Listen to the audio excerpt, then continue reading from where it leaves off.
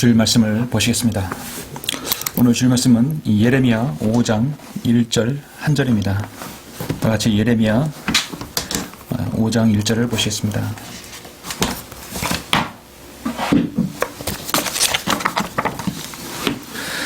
예레미야 5장 1절을 제가 봉독해 올리겠습니다. 너희는 예루살렘의 거리를 여기저기 달려서 이제 보고 알며 거기 넓은 곳에서 찾으라. 만일 너희가 한 사람이라도 찾을 수 있다면 공의를 행하고 진리를 구하는 누군가가 있다면 내가 그 성읍을 용서하리라. 5장 1절입니다. 오늘 말씀을 위해서 잠시 기도하시겠습니다. 공의와 진리가 무한하신 위대하신 아버지 하나님, 주님께 감사를 드립니다. 예수 그리스도의 보혈로 구원받은 사랑하는 모든 성도들, 이 시간 경배드릴 때 하나님께서 함께해 주시고 제가 이 본 말씀을 통하여 설교할 때 다시 한번 자신의 생애의 가치를 달아보며 또 어떻게 자신의 생애를 가치를 두어야 되는지를 말씀을 통해 잘 숙고하는 자신을 돌아보는 시간 될 수 있도록 인도하여 주시옵소서. 설교 시종 일관을 주님께 의탁드립니다. 이 말씀을 통해 우리 모두가 은혜 받고 다시 한번 주님께 헌신하는 기회가 될 수 있도록 인도하여 주시길 원합니다. 주 예수 그리스도 이름으로 기도드렸습니다. 아멘. 오늘 말씀의 제목은 한 생의 가치라는 제목으로 설교를 하고자 합니다. 한 생의 가치입니다. 여러분, 인간의 욕망 중 하나라고 해야 할지 아니면 꿈이라고 해야 할지 모르지만 오랜 바람 중 하나는 인간도 새처럼 자유롭게 하늘을 나는 것입니다. 여러분은 공중에 새가 정말 하늘을 자유롭게 나는 것을 보고 부러워하신 적은 있으시죠? 물론 비행기를 최초로 만든 라이트 형제의 시작으로 인간은 놀라운 속도와 발전으로 새보다 더 빠르고 높이 날아서 지구 어디든 날아갈 수 있습니다. 그러나 더 큰 욕망은 인간이 비행기를 타지 않고도 새처럼 하늘을 자유롭게 나는 것입니다. 그래서 어떤 기구를 통해서 아닌 단독으로 날아서 창공을 나는 것이 바로 인간의 꿈이라고도 할 수 있죠. 그래서 생긴 스포츠가 바로 익스트림 스포츠 중에 윙스트, 바로 패러글라이딩입니다. 바로 윙스트, 날개 달린 옷을 입고 나는 것이죠. 여러분, 잠시 하늘을 나는 익스트림 스포츠를 한번 잠깐 보실까요?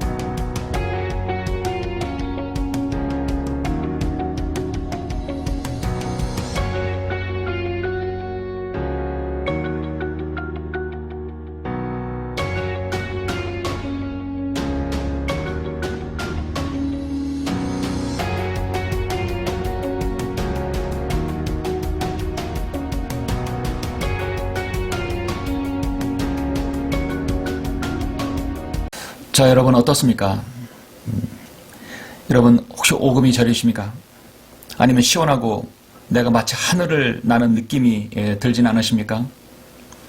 자신의 버킷리스트 중에 생애의 버킷리스트 중에 하나가 저 윙스트를 타고 저걸 입고 하늘을 나는 것이 있는 분들도 있을 것입니다.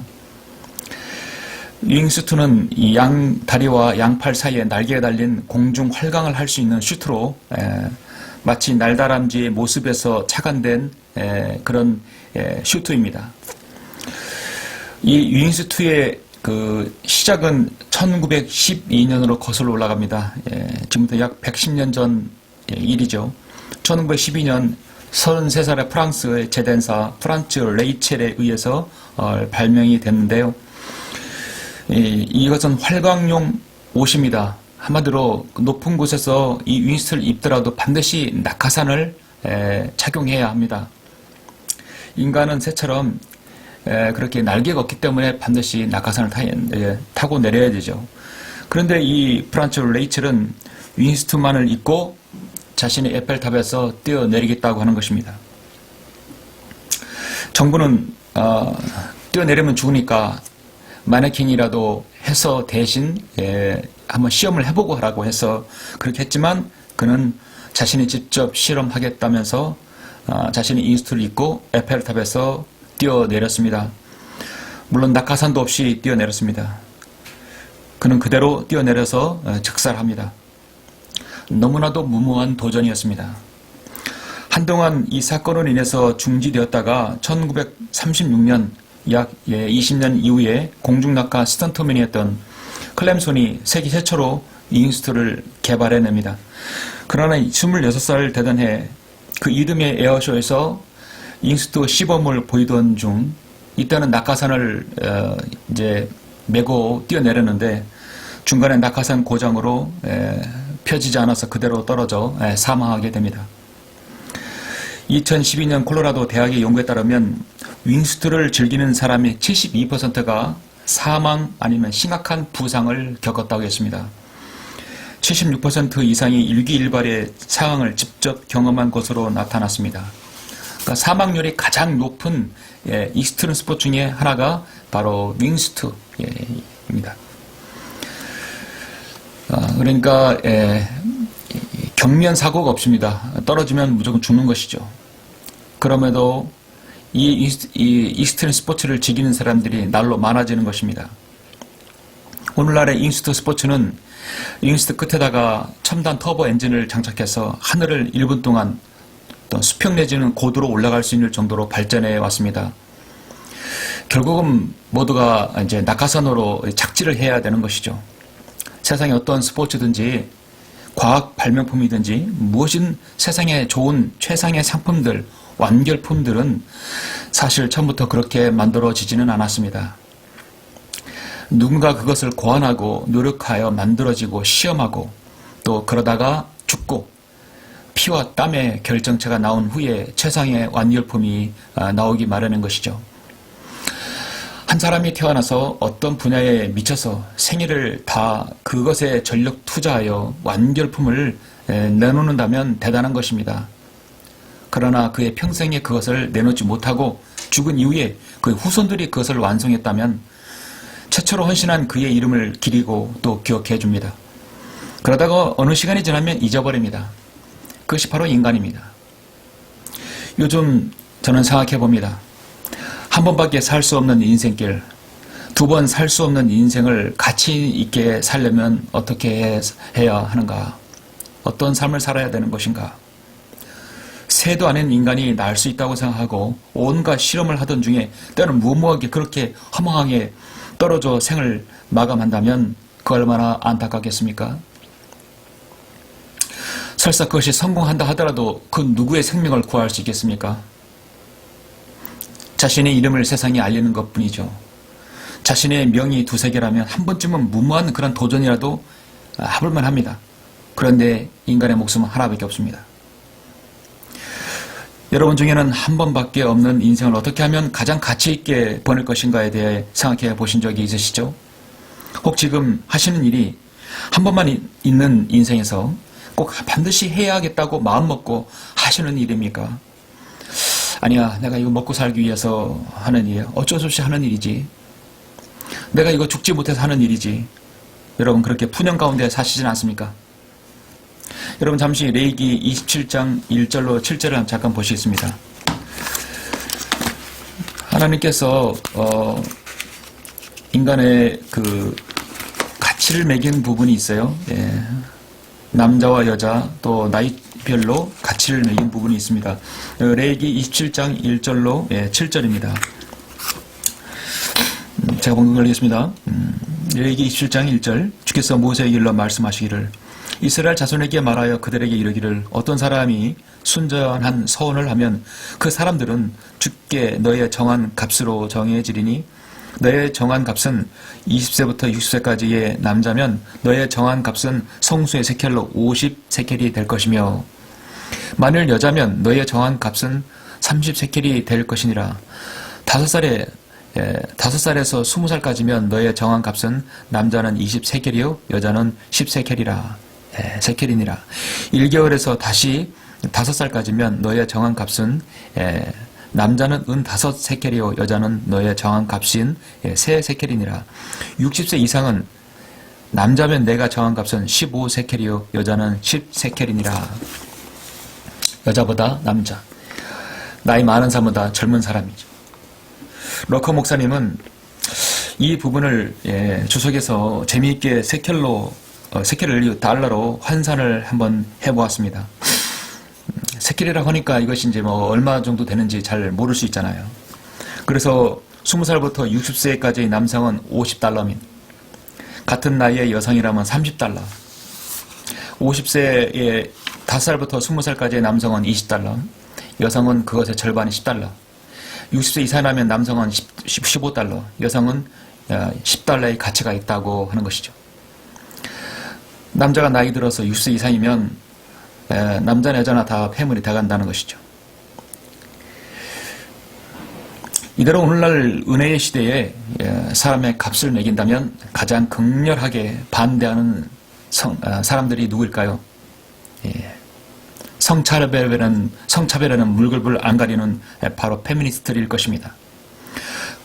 미국의 바이든 대통령이라면 당장 행정명령에 사인을 내려서 그따위 법이 어디 있냐고 말할 것입니다. 우리 모든 사람은 시간이 흐를수록 폐물이 되어갑니다. 어디를 가도 사실 대우받지 못하는 세상이죠. 세상에는 시간이 지나면 가치가 떨어지고 폐기되어야 하는 것이 있고 시간이 지날수록 그 가치가 더하는 것들이 있습니다. 가전제품과 가구들, 살림살이들은 어떻습니까? 여러분 시간이 지나면 갈수록 가치가 떨어집니다. 그래서 버리기까지 합니다. 그러나 골동품과 오래된 미술품은 시간이 지나도 떨어지지 않습니다. 시간이 지나도 떨어지지 않는 것이 무엇입니까? 바로 금과 다이아몬드 이런 보석들이죠. 여러분 거기에 하나 더 추가를 시켜서 인간이라고 한다면 여러분은 어떻게 생각하십니까? 시간이 지날수록 인간이 가치가 더한다. 오늘 여기 레위기 27장 바로 1절 이후에 있는 말씀과 정면으로 대치되는 것이죠. 과연 어떤 사람이 시간이 지날수록 가치가 더해집니까?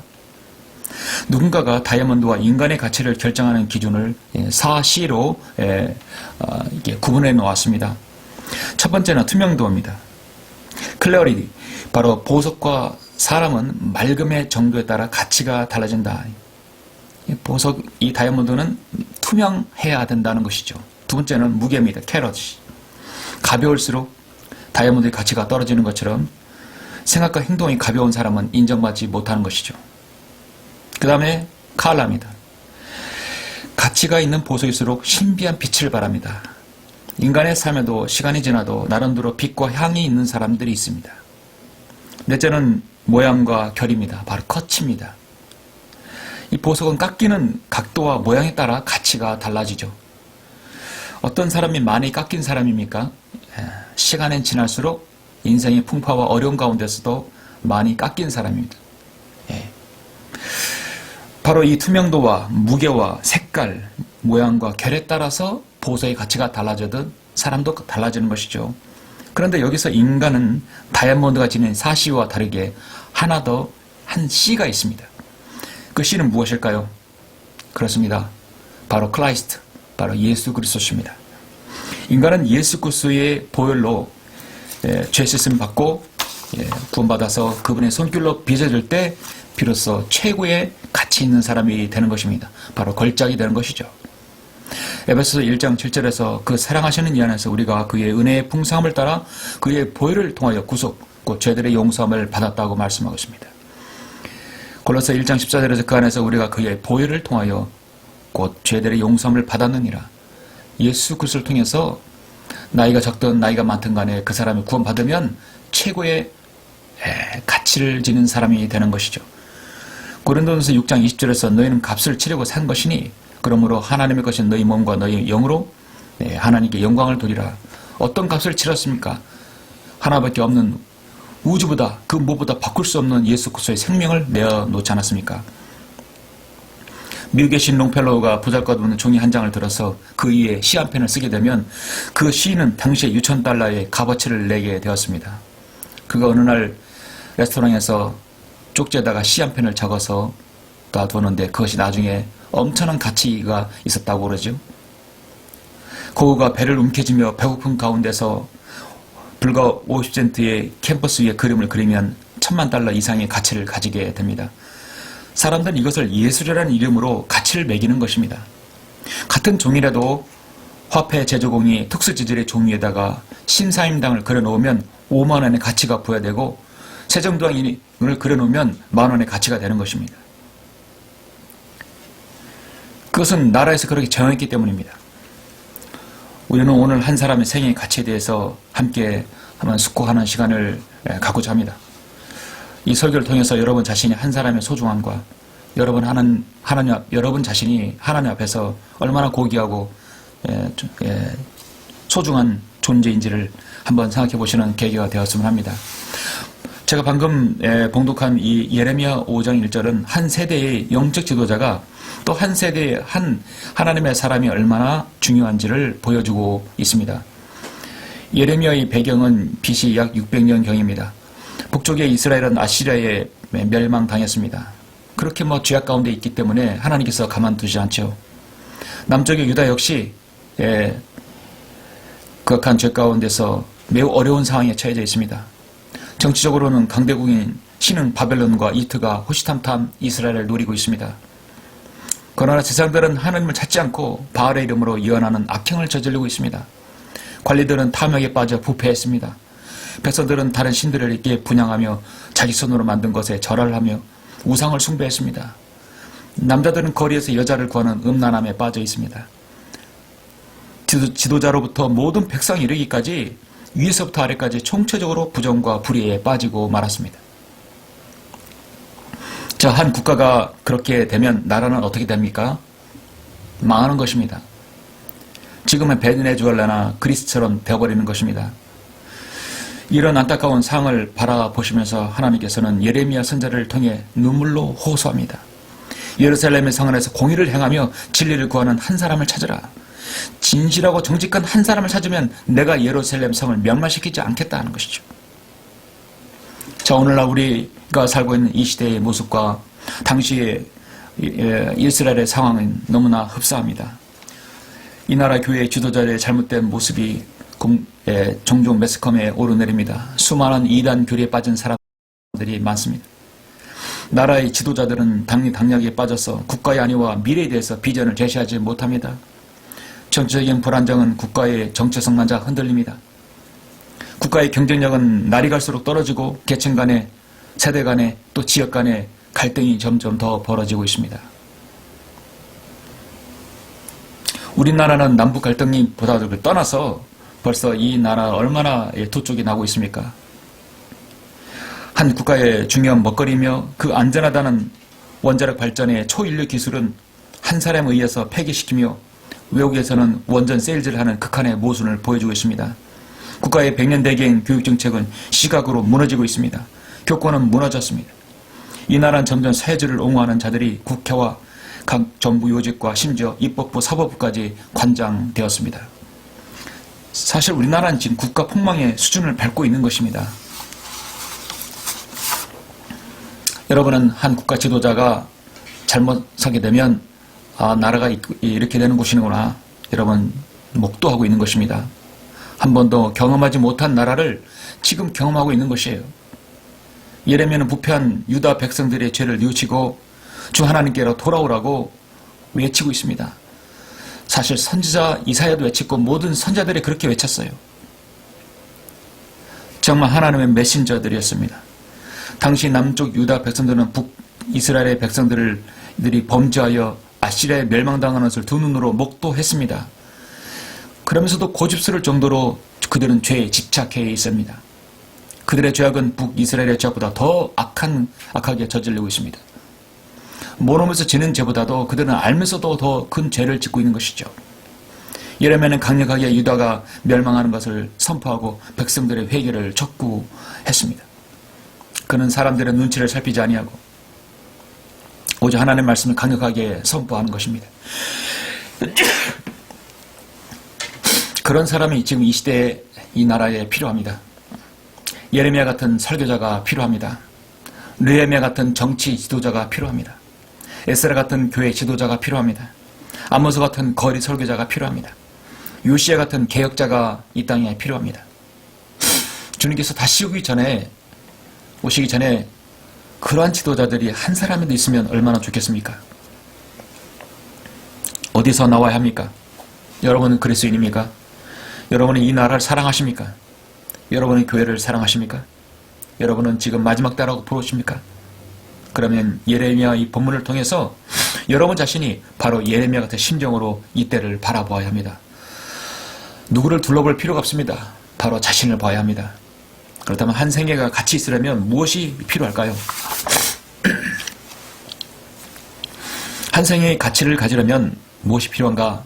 첫 번째는 자신의 생애가 세상에서 살만한 가치가 있다고 느끼는가? 먼저 그것을 스스로 자문해 봐야 합니다. 그러면 먼저 자신의 인생부터가 역전이 되어야 되겠죠. 사람은 누구나 저마다 값어치가 있다고 생각합니다. 나는 안 돼. 나는 인생이 가치 없는 인생이야. 그렇게 사는 사람이 어디 있겠습니까? 태어날 때부터 자신이 얼마의 가치가 있는지 사람들은 모르죠. 그러나 자신이 살아가면서 예수 그리스도를 안 이후에 내 생에 가치가 있구나. 나는 필요한 사람이구나. 어디에 필요할까? 스스로 한번 생각해 봐야 합니다. 여러분 시장에서 물건을 살 때 물건 가격을 정하는 사람이 누구입니까? 여러분 그 물건을 구매하는 사람이 정합니까? 그렇지 않습니다. 물건을 파는 사람, 바로 장사하는 사람이 그 물건의 주인이 값을 정하는 것입니다. 내 인생은 나의 것이라는 노랫말도 있듯이 내 인생은 바로 누구의 것이면 나의 것입니다. 내가 바로 주인입니다. 그러므로 내가 스스로 나 자신의 가치를 매겨야 합니다. 여러분은 여러분의 생의 가치를 어느 정도 매기십니까? 나의 인생은 내 것입니다. 내 몸도 내 것입니다. 왜 나는 스스로 나의 가치를 매기지 못하는 것인가? 자신의 값어치를 정하는 사람이 바로 여러분 자신입니다. 주님께서 우리에게 말씀해 주십니다. 내가 나 스스로를 보아도 무가치한 내가 예수 그리스도를 아는 이후에 주님께서 무엇이라고 말씀합니까? 고린도전서 6장 19절에서 또한 너희 몸은 너희가 하나님으로부터 받은 바 너희 안에 계신 성령의 전인 것을 알지 못하느냐? 너희는 너희 자신의 것이 아니니라. 이제 내 몸은 내 것이 아니라 이제 내 몸은 주님의 것이라는 것입니다. 주님의 주이시니까 주님께서 우리에게 가치를 매기는 것입니다. 너희는 값을 치고 산 것이니 그러므로 하나님의 것인 너희 몸과 너희 영으로 하나님께 영광을 돌리라 했습니다. 우리는 우리 자신의 생일을 들여 하나님께 영광을 돌려야 합니다. 야고보서 5장 20절에서 그 죄인을 잘못된 길에서 돌아서게 하는 그 사람은 한 사람의 혼을 사망에서 구원하게 될 것이며 수많은 죄들을 덮게 되리라는 것을 그로 하여금 알게 하라 했습니다. 하나님께서는 역사를 관장하시는 분이십니다. 늘 한 사람부터 시작하십니다. 스스로 가치를 가지고 있는 사람을 들어 쓰십니다. 하나님께서 말씀으로 온 우주 만물을 창조하시고 하나님의 형상대로 지음받은 한 사람을 두셨습니다. 바로 아담. 이 세상은 한 사람부터 시작합니다. 하나님께서는 그 한 사람에게 생육하고 번성하여 땅에 충만하고 다스리는 축복을 주셨습니다. 그런데 그 한 사람이 죄를 짓고 맙니다. 세상은 그 범죄한 한 사람에 인해서 모두 불행하고 죽어서 지옥에 갈 수밖에 없습니다. 그래서 세상은 죄악으로 물들게 되고 결국 하나님의 심판을 받게 됩니다. 여러분 전도서에서 예수 그리스도가 나옵니까 안 나옵니까? 그 이름은 나오진 않습니다. 그러나 이분이 누구인가를 알 수 있게끔 해주십니다. 전도서 9장 13절부터 18절을 보시면 이렇게 말씀하죠. 15절까지만 보시면 전도서 9장 13절 보시면 내가 또한 해 아래서 이 지혜를 보았노니 내게는 대단한 것처럼 보여도다. 작은 성읍이 있어 그 안에는 사람이 별로 없었는데 한 큰 왕이 그 성읍을 향해 와서 포위하고 그것을 향해 큰 보루를 쌓도다. 그런데 그 성읍에는 한 가난한 현명한 사람이 있어 그가 그의 지혜로 그 성읍을 구하였으나 아무도 그 가난한 사람을 기억하는 자가 없었도다. 이분이 누구입니까? 바로 우리 주님의 바로 초림의 갈보리 십자가에서 우리를 위해 십자가에 죽으시고 부활하신 우리 바로 주님이십니다. 그리고 우리를 구원하셨죠. 근데 사람들은 주님을 기억하지 않습니다. 누군가에게 복음을 전하지 않으면 스스로 그 사람이 예수 그리스도를 믿는 사람이 누가 있습니까? 로마서 5장 15절에서 그 번제와는 다르지만 그 값없는 선물도 그러하도다. 만일 한 사람의 범죄로 인하여 많은 사람이 죽었다면 더욱더 하나님의 은혜와 한 사람 예수 그리스도로 인한 은혜로 말미암은 선물이 많은 사람에게 풍성하였느니라 했습니다. 또 그것이 범죄한 한 사람으로 인한 것과는 다르지만 그 선물도 그러하도다. 이는 심판은 한 사람으로 말미암아 정죄에 이르렀지만 값없는 선물은 많은 범죄로 인하여 의롭다 하심에 이르기 때문이라. 한 사람의 범죄로 말미암아 사망이 그 한 사람을 인하여 굴림하였다면 더욱더 은혜의 풍성함과 의의 선물을 넘치도록 받은 사람들이 한 사람 바로 예수 그리스도로 인하여 생명 안에서 굴림할 것이니라 했습니다. 한 사람은 아담의 죄로 인해 죽었다면 한 사람 예수 그리스도를 통해서 우리는 살게 되었습니다. 그러므로 예수 그리스도의 생애는 이 세상 그 누구보다도 가장 가치 있는 삶을 사셨던 것이었습니다. 그러므로 로마서 12장 2절의 말씀처럼 너희는 이 세상을 일치하지 말고 너희 마음을 새롭게 함으로써 변화를 받아 하나님을 선하시고 기뻐하시고 온전하신 뜻이 무엇인지 입증하도록 하라. 무엇인지 내 생애를 통해서 입증하도록 해야 합니다. 한 사람의 가치, 한 생의 가치를 가지려면 두 번째로 인생에 살만한 가치가 있다면 남는 장사를 해야 합니다. 남는 장사를 해야 돼요. 과연 나는 누구를 위하여 무엇의 가치를 둘 것인가 숙고해 보아야 합니다. 영원히 남는 거라면 얼마나 좋겠습니까? 영원한 것이 무엇입니까? 바로 진리입니다. 변하지 않고 영원한 것이 바로 진리입니다. 바로 예수 그리스도입니다. 즉 주님을 위해 자신의 생애를 드린 헌신된 마음이 필요하다는 것입니다. 여러분 잠언 28장 2절을 잠깐 보시겠습니다.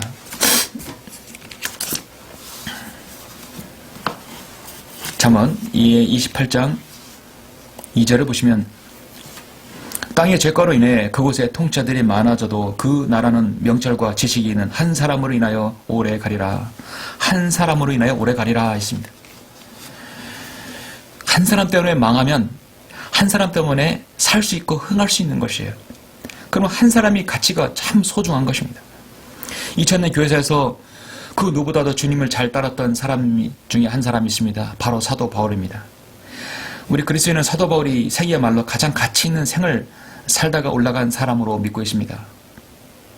우리는 교회사를 장식한 한 사람 중에 위대한 한 사람을 알고 있는 예수 그리스도, 그 다음 우리 사도 바울입니다. 사도행전 9장 15절에서 사도 바울을 하나님께서 구원하시는 이후 그 즉시 뭐라고 말씀하셨냐면 주께서 그에게 말씀하시기를 내 길을 가라. 다마스커스로 가다가 주님 만났습니다. 예수 그리스도를 믿는 사람을 잡아다가 죽이고 감옥에 가두고 교회를 파괴하는 그가 그 일을 하라고 하는 것이 아닙니다. 이제 다른 길을 가야 됩니다. 이는 그가 이방인들과 왕들과 또 이방인들 자손 이스라엘 자손 앞에서 내 이름을 증거하기 위하여 내가 선택한 그릇입니다. 너는 이제부터 내 이름을 증거하기 위해 살아라.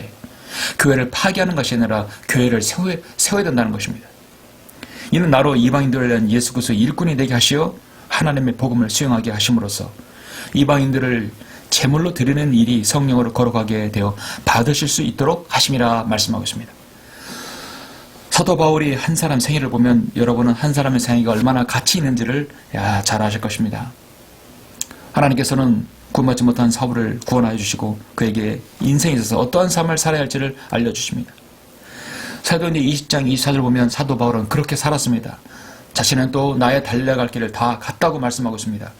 그러나 나의 달려갈 길을 기쁨으로 끝마치고 내가 주 예수로부터 받은 사역 곧 하나님의 은혜의 복음을 증거하기 위해서라면 이런 일을 전혀 개의치 아니할 뿐만 아니라 나의 생명을 조금도 아끼지 아니하노라. 주님을 위한 어떤 고난과 고초도 당연히 개의치 않는다는 것이죠. 심지어 나의 생명도 조금도 아끼지 아니한다겠습니다. 사도 바울은 정말 후회 없는 생을 살았던 것입니다. 성경은 그래서 우리가 구원받은 이후에 내가 올 때까지 장사를 잘하라는 것입니다. 누가복음 19장 13절에서 열문화의 비유를 들어주셨죠. 주님께서 자기의 종 10명을 불러서 그들에게 10문화를 주었습니다. 한 문화씩 주었죠. 내가 올 때까지 장사하라 했습니다. 주님께서는 구원받은 이후 여러분에게 각각의 달란트, 문화, 달란트는 이스라엘의 비유, 유대인의 화폐의 단위죠. 문화는 이방인의 화폐의 단위입니다. 그럼 우리 모든 그리스도인에게는 하나님께 주신 여러분에게 기본적인 자산을 주셨습니다. 그것이 무엇인지는 여러분 자신이 압니다. 그럼 우리 생애에 우리가 이문을 남기려면 가지고 있는 것을 잘 장사를 해야 합니다.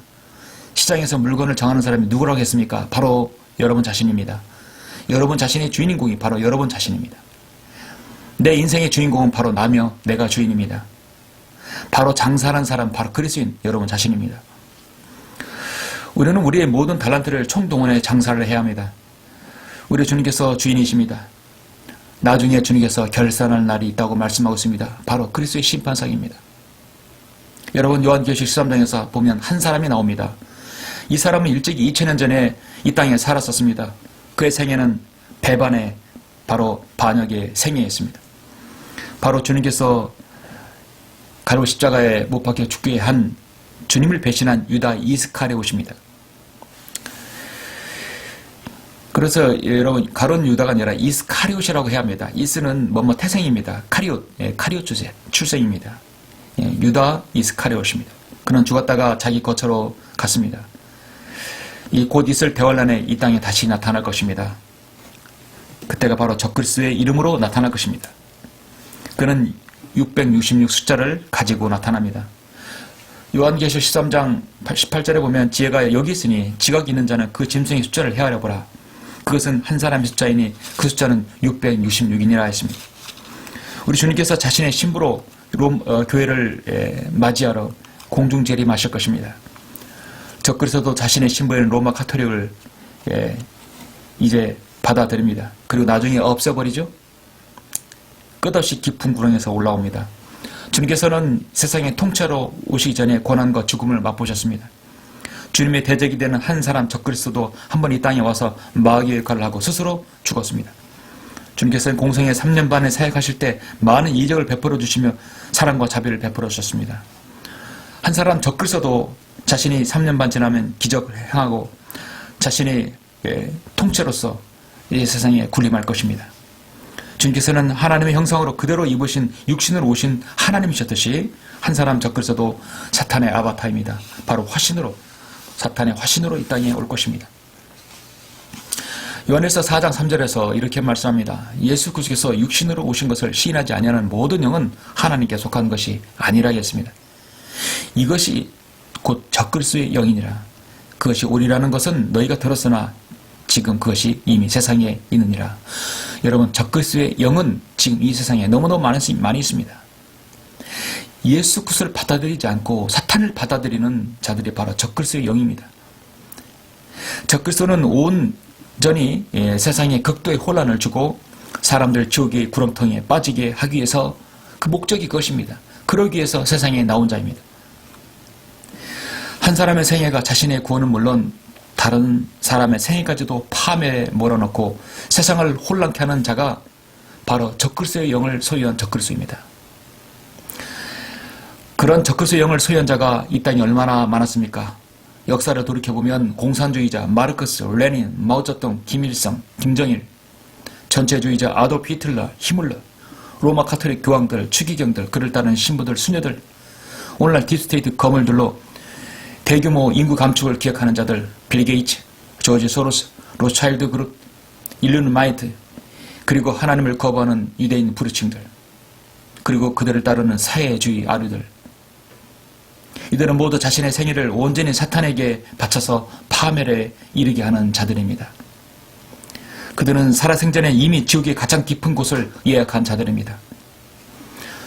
저는 가장 가슴 아프게 생각하는 것은 이런 자들로 인하여 복음이 진리를 한 번도 접하지 못하게 되고 듣지도 못하고 평생 동안 억압과 탄압과 고통 속에 살다가 처참하게 죽은 그 불쌍한 혼들입니다. 최근에 빌 게이츠가 아프리카에서 백신 실험으로 인하여 수백만의 사람들이 불쌍하게 죽어갔습니다. 아프리카의 극빈층들, 아이들, 빈민가의 사람들, 사실 그들 모두는 한 인간, 한 사람의 생애가 다 있는 것이죠. 그런데 한 사람 때문에 죽어갔다면 그 얼마나 비참한 생애입니까? 그래서 빌 게이츠의 별명이 킬 게이츠라고 하지 않습니까?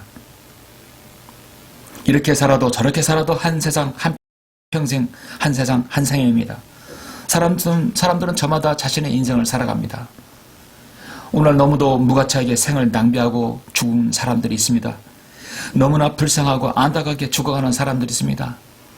어떤 사람은 일찍이 예수 그리스도를 영접해서 구원받아서 주님 안에서 인생을 계획하고 그 뜻을 하나님 뜻에 두며 실현하고 복음의 진리를 전하며 다른 혼들을 구원시키는 그런 아름다운 생도 있습니다.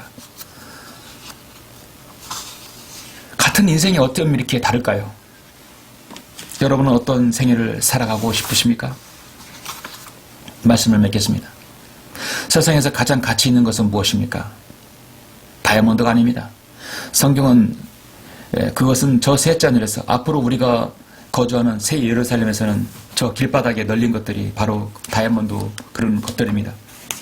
예수기 28장에서 13절에 보면 내가 하나님의 동산 에덴에 있어 모든 귀한 돌인 홍보석과 황보석과 금강석, 이 금강석이 다이아몬드입니다. 녹보석과 얼룩마노와 벽옥과 사파이어와 에메랄드와 홍옥과 금으로 덮여 있었고 내 북돌과 관악기들이 만들어짐이 내가 창조되던 날에 내 안에 예비되었도다. 금과 은은요 너무나 흔한 것이고 금강석, 녹보석, 얼룩마노, 사파이어 이런 것들은 우리가 영원 세계에 가면 아무것도 아닌 것들입니다. 그럼 오늘날 세상에서 여러분 어떻습니까? 그것이 가장 가치 있게 여겨지는 세상이죠. 가장 가치 있는 것은 바로 사실 이런 보석이 아니라 바로 여러분 자신입니다. 그것은 하나님의 형상대로 지음받은 한 사람입니다. 목에 이렇게 가치 있는 진주 목걸이, 여러분 다이아몬드 반지들 그렇게 주렁주렁 착용했다 해서 그 사람이 가치 있는 사람이 아닙니다. 바로 예수 그리스도를 크라이스트 소유한 그 사람이 바로 가치 있는 사람이 되는 것입니다. 너희는 예루살렘의 거리를 여기저기 달려서 이제 보고 알며 거기 넓은 곳에서 찾으라. 만일 너희가 한 사람이라도 찾을 수 있다면, 진리를 소유하고 예수 그리스도를 소유한 그 한 사람을 찾을 수 있다면, 공의를 행하고 진리를 구하는 누군가 있다면 내가 그 성읍을 용서하리라. 이 시대 그런 사람이 더 필요합니다. 그래야 조금 더 하나님께서 이 세상의 심판의 유예를 할 수 있는 것입니다. 조금 더 늦출 수 있는 것입니다. 세상에 복음이 필요할 때, 세상에 의인이 필요할 때, 세상에 진리의 말씀이 필요할 때, 누군가 이 나라를 위해서 기도해야 할 때, 누군가 지역교회를 위해서 헌신해야 할 때 누가 나와야 합니까? 바로 나 자신입니다. 그럴 때 여러분 자신의 생애가 가치 있는 것입니다. 바로 그 한 사람 한 사람이 여러분 자신이 되시길 간절히 바랍니다. 잠시 우리 눈을 감으시고 잠시 기도하는 시간을 갖겠습니다. 한 말씀만 여러분께 드립니다. 여러분, 과일의 가치는 무엇입니까?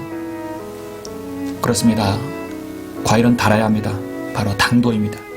어떤 과일이 당도가 높은가를 가늠하는 요소 중 하나가 바로 나무의 굴곡이라고 합니다. 과실수 나무들을 자세히 보면 굴곡이 심한 나무일수록 당도가 높다는 사실을 발견하게 됩니다. 사과보다는 배가, 배보다는 감보다는 포도가 당도가 높지요. 당도가 높을수록 나무는 흉측하게 때론 비틀려 있습니다. 열매를 빼면은 그 나무, 포도나무는 아무런 가치가 없게 되죠. 제목으로 쓸 수가 없습니다. 그러면 포도나무에서 열매는 가장 귀한 것입니다.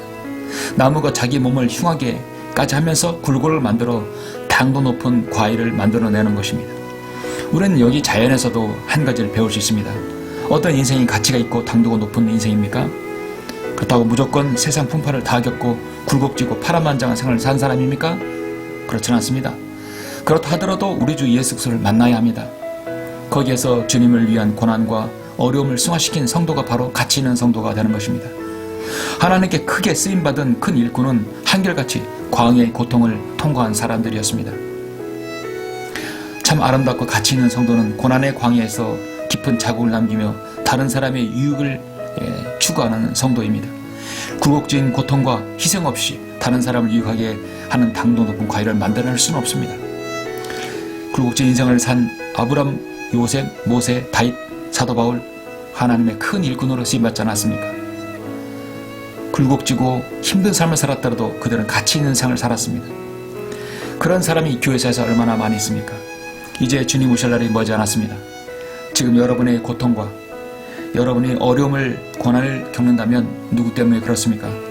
여러분이 예수 그리스도를 믿어서 그런 어려움을 당한다고 한다면 여러분의 생애가 더 가치 있는 생을 사시는 것입니다. 그리고 여러분, 그런 기회를 놓치지 마십시오. 잠시 기도하시겠습니다.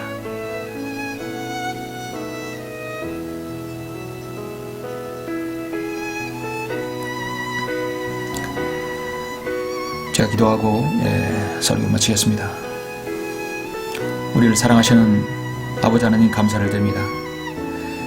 우리가 예수 그리스도를 믿어서 가장 가치 있는 생을 살 수 있도록 저희들에게 복을 허락해 주시고 이 세상의 기준이 아닌 하나님의 기준으로 살 수 있도록 인도해 주심을 감사합니다.